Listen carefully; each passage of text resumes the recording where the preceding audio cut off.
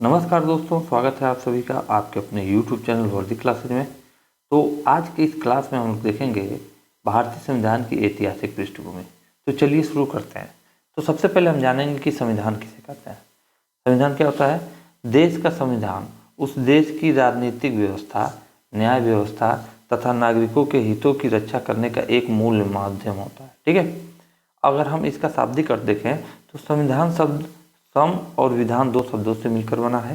सम का अर्थ होता है बराबर, इक्वल, और विधान का अर्थ होता है नियम और कानून या नियम या कानून, अर्थात वह नियम जो सभी नागरिकों पर एक समान लागू होता है क्या कहलाता है?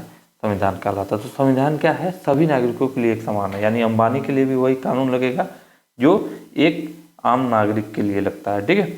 तो आगे हम देखेंगे, यहाँ पर अगला देखते हैं। भारतीय संविधान की ऐतिहासिक पृष्ठभूमि को हम देखेंगे यहाँ पर। तो यहाँ पे एक चीज़ ध्यान रखिएगा कि जो भारतीय संविधान की ऐतिहासिक पृष्ठभूमि कैसे तैयार हुई उसको देखेंगे। सबसे पहले हम जानते हैं ईस्ट इंडिया कंपनी की स्थापना 1600 ईस्वी में हुई थी। एग्जाम में कभी कभी आ जाता है। ठीक है।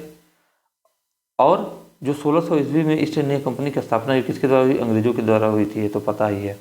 कंपनी के कार्यों को नियंत्रित करने के लिए कुछ अधिनियम ब्रिटिश सरकार द्वारा बनाए गए। तो सबसे पहले भारत में अंग्रेज जो आए थे वो किस रूप में आए थे? ईस्ट इंडिया कंपनी के रूप में आए थे, और उनके कार्यों को, ठीक है, नियंत्रित करने के लिए कुछ अधिनियम ब्रिटिश सरकार द्वारा बनाए गए थे जो निम्न प्रकार थे।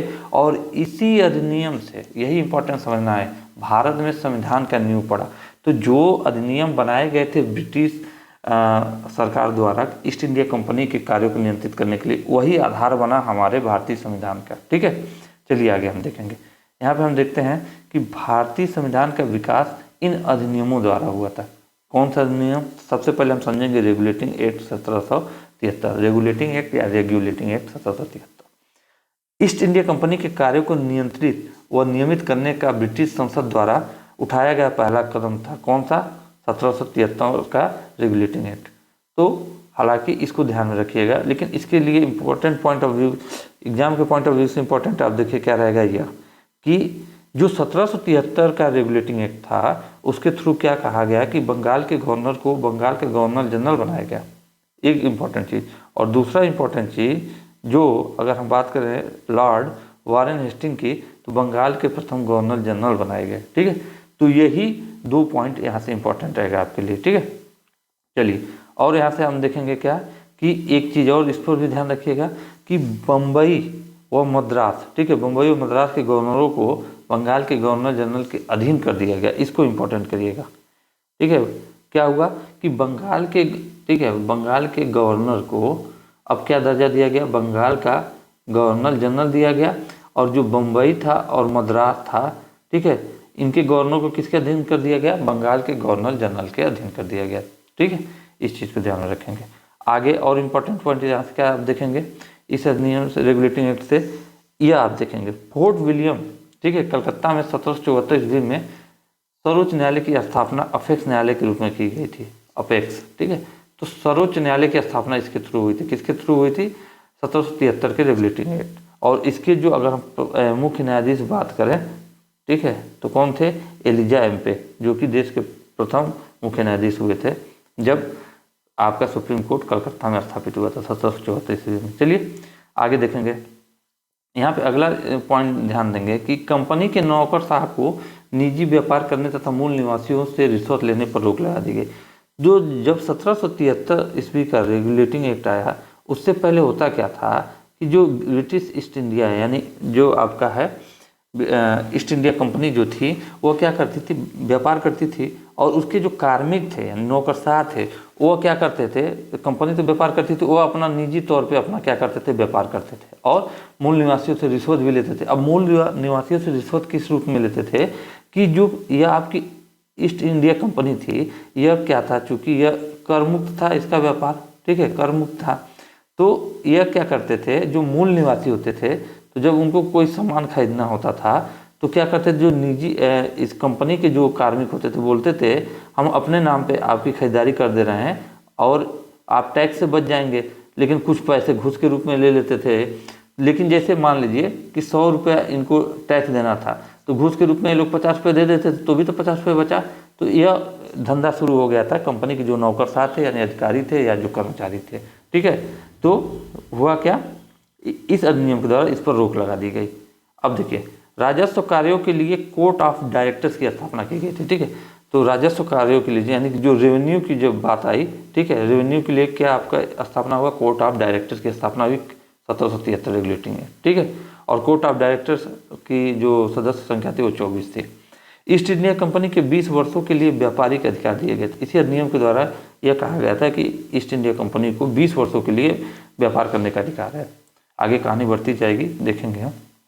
अब आता है Pitt's India act 1784। Pitt's India act 1784 यह क्या था, इसने क्या किया कि जो कंपनी के वाणिज्य और राजनीतिक कार्यों को अलग अलग कर दिया गया। ठीक है, यानी कि आपका पॉलिटिकल और रेवेन्यू दोनों को क्या कर दिया गया, अलग अलग कर दिया गया। वाणिज्य कार्यों के लिए यानी जो रेवेन्यू का कार्य था उसके लिए क्या आपका किया गया, कोर्ट ऑफ डायरेक्टर की स्थापना हुई तथा राजनीतिक कार्यों को देखने के लिए बोर्ड ऑफ कंट्रोल की स्थापना हुई। किसकी हुई, बोर्ड ऑफ कंट्रोल की। तो बोर्ड ऑफ कंट्रोल और कोर्ट ऑफ डायरेक्टर इसको ध्यान रखिएगा। कोर्ट ऑफ डायरेक्टर का था रेवेन्यू कलेक्ट करना और बोर्ड ऑफ कंट्रोल का था आपका पॉलिटिकल वर्क यानी कि राजनीतिक कार्यों से संबंधित कार्य था। आगे देखेंगे, सदस्यीय परिषद गवर्नर जनरल की शक्तियां कम कर दी गई। भारतीय विषयों को प्रत्यक्ष रूप से ब्रिटिश सरकार के सामने रखा गया। अच्छा, इस एक्ट के द्वारा 1784 एक्ट के द्वारा जो भारतीय विषयों को प्रत्यक्ष रूप से मतलब सीधे ब्रिटिश सरकार के सामने रखा गया। भारत में कंपनी के क्षेत्रों को ब्रिटिश आधिपत्य कहा गया। जो कंपनी के क्षेत्र थे तो उसको ब्रिटिश आधिपत्य कहा गया, यानी इस पर ब्रिटिश का अधिकार है। और आगे हम बात करेंगे, मद्रास और बॉम्बे में गवर्नर परिषद की स्थापना हुई। जिसमें से इम्पोर्टेंट आपके SSC GD के हिसाब से अगर हम बताएं तो सिर्फ पहला ही पॉइंट इंपॉर्टेंट है। अगर हम बात करें कि वाणिज्य कार्यों के लिए कोर्ट ऑफ डायरेक्टर तथा राजनीतिक कार्यों के लिए बोर्ड ऑफ कंट्रोल, इससे एक पॉइंट याद रखिएगा 1784 से, ज़्यादा नहीं। आगे हम बात करेंगे चार्टर एक्ट 1793। अब यहाँ से आप पूछेंगे कि इतना सारा बता रहे हैं तो जो इम्पोर्टेंट है उसके लिए बताते हैं। अब चार्टर एक्ट 1793 आया, उसके द्वारा फिर 20 वर्षों के लिए कंपनी 1773 के दौरान बढ़ाया गया था, फिर इसके द्वारा भी 1793 के दौरान भी आपका क्या हुआ, 20 वर्षों के लिए व्यापारिक अधिकार कंपनी के बढ़ा दिए गए। इंपॉर्टेंट पॉइंट इसके लिए यह है कि इंडियन सिविल सर्विसेज, ठीक है, ICS जिसको बोलते थे, 21 अप्रैल 1793 को पहली बार आयोजित हुई थी। ठीक है, इंडियन सिविल सर्विसेज किस एक्ट के थ्रू आया था, 1793। और सिविल सर्विस डे के रूप में कब मनाया जाता है, तो 21 अप्रैल को, क्योंकि पहली बार आयोजित हुआ था यह 21 अप्रैल 1793 में, तब से 21 अप्रैल को हम सिविल सर्विस डे के रूप में मनाते हैं। आगे बात करें, 1793 में राजस्व बोर्ड और राजस्व पुलिस की स्थापना हुई। इसको भी इम्पोर्टेंट करिएगा, 1793 में ही, ठीक है, जो 1793 एक्ट था उसी के थ्रू क्या हुआ, राजस्व बोर्ड, ठीक है, रेवेन्यू बोर्ड और राजस्व पुलिस, रेवेन्यू पुलिस की स्थापना हुई थी। इसको ध्यान रखिएगा। आगे देखेंगे, चार्टर अधिनियम 1813 क्या कहता है, केवल 2 व्यापारिक अधिकारियों को छोड़कर ईस्ट इंडिया कंपनी के सारे व्यापारिक अधिकार क्या कर दिए गए, खत्म कर दिए गए। ठीक है, तो जो ईस्ट इंडिया कंपनी थी भारत में जो व्यापार करती थी उसको केवल सिर्फ 2 व्यापारिक अधिकार दिए गए। कौन कौन सा, 1813 का जो एक्ट है, एक दिया गया चाय का व्यापार और दूसरा दिया गया चीन के साथ व्यापार। बाकी सारे अधिकार उसके क्या कर दिए गए थे, खत्म कर दिए गए थे। उसके बाद क्या है, भारत में कंपनी के व्यापारिक एकाधिकार को समाप्त कर किया गया तथा संपूर्ण ब्रिटिश के लिए खोल दिया गया। पहले क्या था, जो भारत में व्यापार करने का अधिकार सिर्फ इंग्लिश ईस्ट इंडिया कंपनी को था, ठीक है, या ब्रिटिश ईस्ट इंडिया कंपनी या ईस्ट इंडिया कंपनी को था, ठीक है, ईस्ट इंडिया कंपनी को था। लेकिन जब आपका जो यह एक्ट था, क्या बोलते हैं, 1813 का, उस एक्ट के द्वारा ब्रिटिश के सभी नागरिकों के लिए, ठीक है, कंपनी के व्यापारिक अधिकार को समाप्त किया गया तथा संपूर्ण ब्रिटिश के लिए खोल दिया गया, यानी संपूर्ण ब्रिटिश नागरिकों के लिए व्यापार करने का अधिकार, ठीक है, दे दिया गया। आगे हम बात करेंगे, नहीं तो पहले सिर्फ इंग्लिश ईस्ट इंडिया कंपनी यानी ईस्ट इंडिया कंपनी का ही अधिकार होता था। चार्टर अधिनियम 1833 की बात करते हैं, इसको इम्पोर्टेंट करिएगा। बंगाल के गवर्नर को भारत का गवर्नर जनरल बना दिया गया। जो ठीक है, बंगाल का गवर्नर जनरल था उसको भारत का गवर्नर जनरल बना दिया गया और भारत के प्रथम governor general lord William Bentinck थे। तो ये दोनों पॉइंट आपके इम्पोर्टेंट है, ये भी और ये भी, इनको ध्यान में रखिएगा।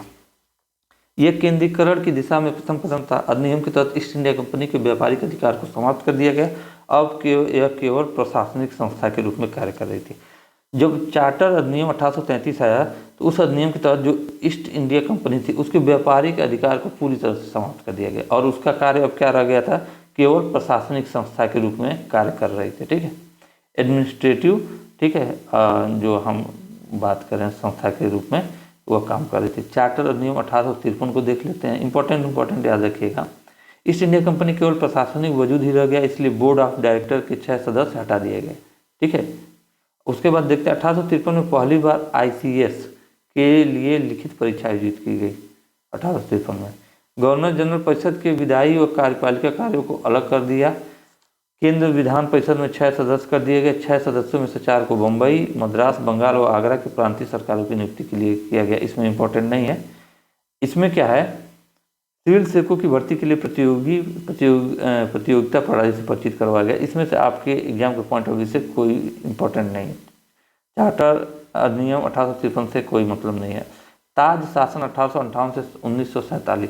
अब 1858 के बाद और 1947 तक किसका हुआ, ब्रिटिश क्राउन का शासन रहा। ठीक है, तो अब देखेंगे यहाँ पे भारत के लिए यह अधिनियम ब्रिटिश ताज के द्वारा अच्छे शासन के लिए भेजा गया था, जो 1857 की क्रांति के विद्रोह को ध्यान में रखते हुए अधिनियमित किया गया, जिसे प्रथम स्वतंत्रता संग्राम और सिपाही विद्रोह कहा गया था। किसे कहा गया था, 1857 के जो विद्रोह को प्रथम स्वतंत्रता संग्राम और सिपाही विद्रोह कहा गया था।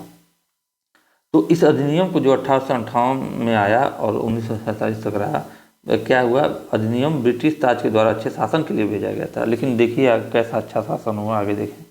भारत शासन अधिनियम फिर 1858 आता है। इसमें कहा जाता है जो 1858 शासन आया था वह, उसमें कहा जाता है कि भारतीय परिषद में एक सदस्य भारत सचिव की नियुक्ति की गई, जो ब्रिटिश कैबिनेट का सदस्य होता था। भारतीय परिषद में एक सदस्य भारत सचिव की नियुक्ति की गई, भारतीय सचिव की नियुक्ति की गई, भारतीय है, जो ब्रिटिश कैबिनेट का सदस्य होता था। ठीक है, यहाँ पे जो है आपका 1858 का जो इम्पोर्टेंट किस लिए करेंगे कि गवर्नर जनरल को वायसराय बना दिया गया। क्या किया गया, गवर्नर जनरल को वायसराय बना दिया गया। फिर हम आगे देखेंगे, लॉर्ड कैनिंग प्रथम वायसराय व अंतिम गवर्नर जनरल थे। इसको इम्पोर्टेंट करिएगा, अंतिम गवर्नर जनरल थे, तब तक उसके बाद पोस्ट आ गया वायसराय का, तो लॉर्ड कैनिंग जो थे प्रथम वायसराय व अंतिम गवर्नर जनरल थे। बोर्ड ऑफ कंट्रोल व बोर्ड ऑफ डायरेक्टर को समाप्त कर दिया गया, खत्म कहानी। अब देखेंगे भारत परिषद नियम 1861 को, इम्पोर्टेंट क्या है, इसमें हम देखेंगे कि 1860 में पहली बार जेम्स विल्सन के द्वारा भारतीय बजट प्रस्तुत किया गया, इसलिए इनका बात इम्पोर्टेंट कर लेंगे। इनकम टैक्स की शुरुआत की गई 1861 के भारत शासन अधिनियम, भारत परिषद अधिनियम जो बोलते हैं। इनकम टैक्स के जनक की बात करें तो कौन थे, लॉर्ड कैनिंग, इंपॉर्टेंट करिएगा, इनकम टैक्स के जनक लॉर्ड कैनिंग। उसके बाद हम बात करेंगे आगे, यहाँ पर इसको ध्यान रखिएगा, केंद्र और प्रांतों में विधान परिषद की स्थापना हुई थी कब, भारत परिषद अधिनियम 1861 के थ्रू केंद्र और प्रांतों में विधान परिषद की स्थापना की गई। चलिए आगे हम देखेंगे, बम्बई और मद्रास प्रांतों को शक्तियां देकर विकेंद्रीकरण की प्रक्रिया शुरू की गई। इसका कोई मतलब नहीं। भारत परिषद अधिनियम 1892 में देख लीजिए, यहाँ पे क्या है आपका, यहाँ पे अगर हम बात करें तो विधान परिषद के कार्यों में वृद्धि की गई, बजट पर चर्चा करने का, कार्यपालिका से प्रश्न करने का अधिकार दिया गया। भारत परिषद अधिनियम में प्रथम बार अप्रत्यक्ष चुनाव से परिचय कराया गया है, इसका कोई मतलब नहीं है। विधान परिषद का कार्य बढ़ा दिया गया, आपके पॉइंट ऑफ व्यू से कोई मतलब नहीं। 1892 को ध्यान में नहीं रखना है। भारत परिषद अधिनियम 1909, इसको करेंगे मोस्ट इम्पॉर्टेंट, क्या करेंगे, मोस्ट इम्पॉर्टेंट क्यों, आपको भी पता है। इस अधिनियम को मार्ले मिंटो सुधार अधिनियम के नाम से भी जाना जाता है। पहला ही फैक्ट है, पहली पॉइंट पूछ लेता है कि भारत परिषद अधिनियम 1909 को अन्य किस नाम से जानते हैं, तो मार्ले मिंटो सुधार अधिनियम के नाम से जानते हैं। लॉर्ड मार्ले भारत का सचिव तथा लॉर्ड मिंटो क्या तत्कालिक वायसराय थे। इसको भी इम्पोर्टेंट करिएगा कि लॉर्ड मार्ले जो थे वो कैसे भारत के सचिव थे तथा लॉर्ड मिंटो तत्कालिक वायसराय थे। आगे देखेंगे विधान परिषद के लिए प्रत्यक्ष चुनाव करवाए गए तथा प्रथम बार प्रतिनिधिक लोकतंत्र से परिचित करवाया गया। तो विधान परिषद के लिए प्रत्यक्ष चुनाव आपका 1909 में। केंद्रीय विधान परिषद में सदस्य संख्या 16 से बढ़ाकर 60 कर दी गई। यहाँ कोई मतलब नहीं। इसके लिए जो आता है प्रश्न, इसको इम्पोर्टेंट करिएगा, यही आपका इम्पोर्टेंट है। क्या है कि सांप्रदायिक प्रतिनिधित्व, ठीक है, प्रणाली की शुरुआत की गई तथा मुसलमानों के लिए पृथक निर्वाचन, ठीक है, की व्यवस्था की गई। तो पृथक निर्वाचन की व्यवस्था कब किसमें की गई थी, वह था आपका 1909 में। चलिए आगे हम बात करें। प्रथम बार वायसराय की परिषद में भारतीयों की नियुक्ति की गई, ठीक है, जो सत्येंद्र प्रसाद सिन्हा को कानून सदस्य नियुक्त किया गया। तो यह पहली बार था जो वायसराय की परिषद में किसी भारतीयों को नियुक्त करने की व्यवस्था शुरू की गई थी। इसको ध्यान में रखिएगा, नहीं इंपॉर्टेंट इसके लिए क्या है कि इसको मार्ले मिंटो सुधार के नाम से भी जानते हैं, और लॉर्ड मार्ले भारत के सचिव थे और लॉर्ड मिंटो तत्कालीन वायसराय थे। और दूसरी चीज़ क्या जानेंगे कि इसमें मुस्लिमों के लिए, ठीक है, मुस्लिमों के लिए पृथक निर्वाचन की व्यवस्था की गई। अब हम बात करेंगे भारत सरकार अधिनियम 1919। यह भी आपका इम्पोर्टेंट है, इसको भी ध्यान में रखेंगे। क्या था, इस अधिनियम को मॉन्टेग्यू चेम्सफोर्ड सुधार अधिनियम कहते हैं, ठीक है। उसको मार्ले मिंटो कहते थे, इसको मॉन्टेग्यू चेम्सफोर्ड सुधार अधिनियम के रूप में जाना जाता है। जो मॉन्टेग्यू थे वह राज्य सचिव थे तथा चेम्सफोर्ड भारत के क्या थे, वायसराय थे। क्या थे, वायसराय थे। केंद्रीय विषयों का सीमांकन किया गया व उन्हें प्रांतीय विषयों से अलग किया गया, ठीक है। केंद्रीय विषयों और प्रांतीय विषयों को क्या किया गया, अलग किया गया। दोहरी शासन योजना के तहत प्रांतों में द्वैध शासन, इंपॉर्टेंट करिएगा, ठीक है, प्रांतों में द्वैध शासन। अब एक चीज ध्यान रखिएगा, प्रांत शब्द को ध्यान रखिएगा, केंद्र की बात नहीं कर रहा। प्रांतों में द्वैध शासन की शुरुआत किसके अधिनियम से हुई थी, तो भारत सरकार अधिनियम 1919 के। और द्वैध शासन प्रणाली के तहत प्रांतीय विषयों को दो भागों में बांटा गया। कौन कौन सा, एक था हस्तांतरित और दूसरा था आरक्षित, ठीक है। चलिए आगे देखेंगे। अब यहाँ पे हम देखेंगे जो आरक्षित विषय के तहत क्या होता था, राज्यपाल विधान परिषद के प्रति उत्तरदायी नहीं था। प्रथम बार केंद्र में द्विसदनीय व्यवस्था को अपनाया गया। राज्य परिषद में 60 सदस्य तथा विधान परिषद में 140 सदस्य कर दिए गए। प्रत्यक्ष निर्वाचन व्यवस्था की शुरुआत की गई। केंद्रीय लोक सेवा आयोग की स्थापना के लिए प्रावधान किया गया। भारत अधिनियम 1919 के तहत बनाए गए नियम को हस्तांतरित नियम के रूप में जाना जाता था, ठीक है। अब आगे हम बात करेंगे।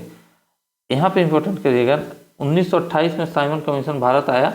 यह वैधानिक आयोग के रूप में भी जाना जाता था। चलिए आगे हम देखेंगे भारत सरकार अधिनियम 1935, जिसका हमारे संविधान पर सर्वाधिक प्रभाव पड़ा। इस अधिनियम का हमारे संविधान पर सर्वाधिक प्रभाव पड़ा था। तो चलिए देखते हैं। भारत सरकार अधिनियम 1935 क्या कहता है कि संघात्मक सरकार की स्थापना की गई। इसमें प्रांतों और रियासतों को इकाई के रूप में शामिल करते हुए अखिल भारतीय महासंघ की स्थापना का प्रावधान किया गया। अधिनियम द्वारा, अब देखिए, केंद्र व उसकी इकाइयों के मत शक्तियों को 3 सूचियों में बांटा गया। इसको ध्यान में रखिएगा। इसी में आपका आया था 3 सूची, संघ सूची, प्रांतीय सूची और सीमावर्ती सूची, संघ राज्य और जो आप बोलते हैं। तो उसमें हम देखेंगे संघ सूची में उस समय क्या था, 59 विषय था। प्रांतीय सूची की बात करें तो 54 विषय थे, और सीमावर्ती सूची जो हम बात करें तो वह आपके थे 36 विषय। प्रांतों में द्वैध शासन समाप्त कर दिया गया। 1919 के द्वारा प्रांतों में द्वैध शासन आया, और 1935 के द्वारा प्रांतों में जो द्वैध शासन था इसको समाप्त कर दिया गया। और उसके बाद क्या है, प्रांतीय स्वायत्तता का प्रदान की गई। इस समय 6 प्रांत थे, असम, बंगाल, बॉम्बे, बिहार, मद्रास और संयुक्त प्रांत, ठीक है। संघीय न्यायालय की स्थापना का प्रावधान किया गया। भारतीय परिषद को समाप्त कर दिया गया, ठीक है। चलिए आगे देखेंगे। केंद्र में द्वैध शासन, ठीक है। अगर हम प्रांत की बात करें, जिसको आप लोग राज्य समझते हैं, प्रांत में जो द्वैध शासन था, ठीक है, प्रांत में जो द्वैध शासन की बात करें हम, तो वह था आपका 1919। और यही केंद्र में अगर हम द्वैध शासन की बात करें, केंद्र में द्वैध शासन की, तो वह था 1935 का अधिनियम, ठीक है। आगे हम देखेंगे अवशिष्ट शक्तियां गवर्नर जनरल को दी गई। चलिए आगे देखेंगे। भारत स्वतंत्रता अधिनियम 1947 को देखते हैं।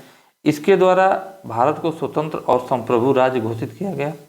केंद्र व राज्यों के उत्तरदायी सरकार का गठन किया गया। वायसराय के पद को समाप्त करके गवर्नर जनरल बना दिया गया, और संविधान सभा को दोहरे कार्य सौंपे गए। संविधान और विधायी यानी विधायिका को एक संप्रभु निकाय के रूप में घोषित किया गया। महत्वपूर्ण तथ्य देख लेंगे। महत्वपूर्ण तथ्य यह है कि चार्टर अधिनियम जो 1833 से पहले एक अधिनियमों को रेगुलेटिंग अधिनियम और बाद में अधिनियमों को अधिनियम कहा गया। देखिएगा, जब चार्टर अधिनियम 1833 आया तो उसके पहले जितने भी अधिनियम आए थे उनको हम रेगुलेटिंग अधिनियम कहते थे, और जब 1833 के बाद वाले को हम क्या कहते थे, बाद वाले अधिनियमों को हम अधिनियम कहते थे। फिर अच्छा, लॉर्ड वारेन हेस्टिंग ने 1772 में जिला कलेक्टर का पद बनाया था, इसको इम्पोर्टेंट कर लीजिएगा। लेकिन न्यायिक शक्तियाँ जिला कलेक्टर को बाद में कॉर्नवालिस द्वारा प्रदान की गई। लॉर्ड मेयो के वित्तीय विकेंद्रीकरण के संकल्प ने भारत में स्थानीय स्वशासन का विकास किया 1870 में। ठीक है, तो वित्तीय विकेंद्रीकरण, भारत में स्थानीय स्वशासन का जनक कभी कोई पूछता है। ठीक है, कौन है? Lord Mayo. आगे देखेंगे 1892 में लॉर्ड रिपन का संकल्प में स्थानीय स्वशासन, ठीक है, कि मैग्ना कार्टा के रूप में प्रतिष्ठित हुआ तथा भारत में स्थानीय स्वशासन के रूप में स्थापित हुआ लॉर्ड रिपन में। ठीक है, आगे बात करें चार्टर अधिनियम 1833 अधिनियम। ठीक है, चार्टर अधिनियम 1833 और अधिनियम 1909 से पहले महत्वपूर्ण अधिनियम था। ठीक है, जो अधिनियम 1909 से पहले महत्वपूर्ण अधिनियम कौन सा था? चार्टर अधिनियम 1833। अब उसके बाद हम आगे देखेंगे अधिनियम 1919 द्वारा प्रदान की गई कार्यकारी परिषद 1947 तक वायसराय को सलाह देती थी। मौजूदा कार्यकारी परिषद जो मंत्री परिषद, उसी कार्यकारी परिषद का प्रतिरूप है। ठीक है, क्लियर? जो मौजूदा कार्यकारी परिषद है उसको किस नाम से हम जानते हैं? मंत्री परिषद के नाम से। विधान परिषद और विधानसभा आज़ादी के बाद राज्यसभा और लोकसभा के रूप में विकसित हुआ। तो आज का लेक्चर यहीं समाप्त होता है। आशा करता हूँ वीडियो आप लोगों को बहुत ही अच्छी लगी होगी। फिर मिलेंगे अगली वीडियो में, तब तक के लिए जय हिंद, जय भारत।